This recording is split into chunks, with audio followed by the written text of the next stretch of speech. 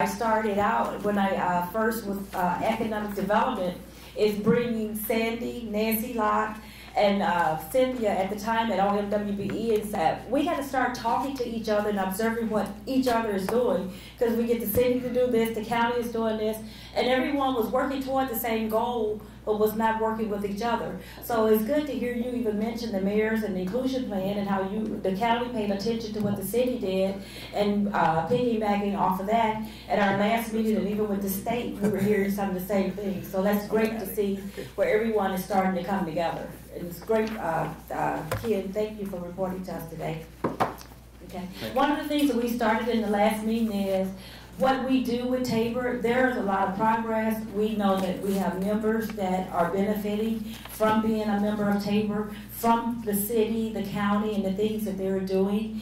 And we never report, we all report what's not working, but we don't report the good. So what we said we were going to start doing at every Tabor meeting is having a Tabor member report or say something about the benefit that they've gotten from being a member and the networking here at the meeting. And this month we're bringing Bridget up.